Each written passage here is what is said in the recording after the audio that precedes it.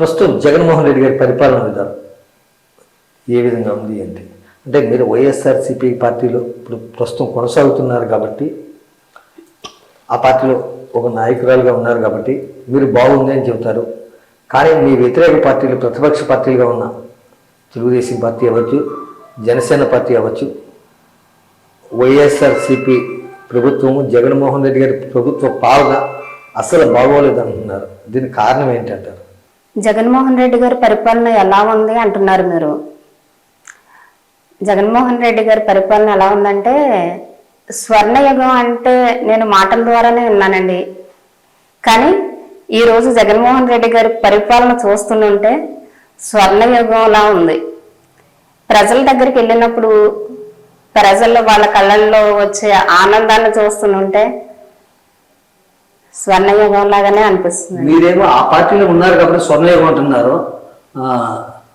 అదే మీ వ్యతిరేక పార్టీలుగా ఉన్నారు, జనసేన అవ్వచ్చు, తెలుగుదేశం అవ్వచ్చు, మిగతా వాళ్ళేమో దోపిడీ రాజ్యం లేదా అభివృద్ధి లేదు అంటూ, సంక్షేమ పథకాలు కూడా సక్రమంగా లేవు అంటూ వాళ్ళు ఆరోపిస్తున్నారు. దీని మీద మీ అభిప్రాయం ఏంటంటే? ప్రతిపక్షాలు అన్న తర్వాత ప్రజల్లోకి వెళ్ళాలి అంటే వాళ్ళకి ఏదో ఒకటి చెప్పుకుని ప్రజల్లోకి వెళ్ళాలి. ప్రజల్లోకి వెళ్ళేటప్పుడు గతంలో ఒక తెలుగుదేశం పార్టీ తీసుకుంటే చంద్రబాబు నాయుడు గారు ఏం చేశారో మంచి పనులు అవి చెప్పి అమ్మ మేము ఈ మంచి పనులు చేసాము అని ప్రజల్లోకి వెళ్తే బాగుండేది.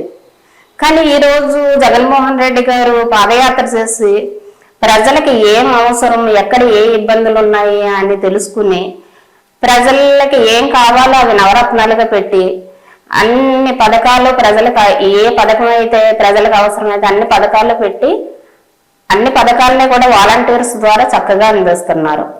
అంతకన్నా అభివృద్ధి ఏముందండి? జగన్మోహన్ రెడ్డి గారు ప్రవేశపెడుతున్న పథకాలని మీరు సూటిగా చెప్పండి. అవి నిజమైన లబ్ధిదారులకి అందడం లేదు. ఇప్పుడు ఇళ్ల స్థలాలు ఉన్నాయి, పూర్తిగా నిజమైన లబ్ధిదారులకి అందట్లేదు.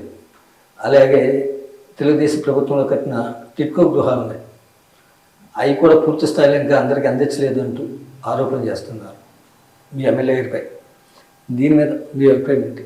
పండి గారు, ఇప్పుడు సంక్షేమ పథకాలు ప్రజలకు సరిగా అందట్లేదు అంటున్నారు. మా తాడేపల్లిగూడెంలో మా మినిస్టర్ గారు గడప గడపకి వెళ్ళినప్పుడు ఆయనతో పాటు నేను వెళ్ళానండి.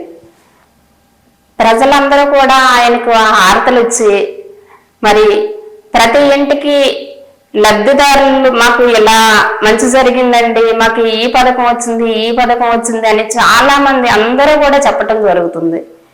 ఏ ప్రభుత్వంలోనైనప్పటికీ కూడా ఎలక్షన్కు ముందు వెళ్ళిన నాయకులు ఎలక్షన్ మధ్యలో ఎప్పుడైనా సరే ప్రజల దగ్గరికి వెళ్ళారా? అది మా ప్రభుత్వంలోనే జరుగుతుందండి. కానీ ఇదంతా కూడా ప్రతిపక్షాలు కావాలని ప్రజలను మళ్ళీ మభ్య పెట్టి మాయ చేసి వాళ్ళ సైడ్ తిప్పుకోవటానికి చెప్పే అబద్ధాలే తప్ప మా పరిపాలన సరిగా లేదని కానీ సంక్షేమ పథకాలు ఎవరికి అర్హత ఉన్న ప్రతి ఒక్కరికి కూడా అందుతున్నాయి.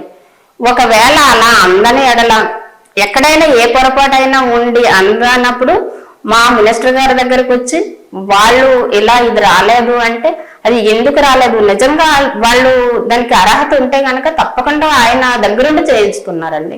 ఇంతకన్నా స్వర్ణయుగం ఏముంటుందో చెప్పండి. ఆయన అక్కడ జగన్మోహన్ రెడ్డి గారు పథకాలు పెట్టి ప్రజలకు ఇస్తున్నారు. మా ఎమ్మెల్యే గారు అవన్నీ అందుతున్నాయా లేదా అనేది మా ఎమ్మెల్యే గారు పర్యవేక్షణ చేస్తున్నారు.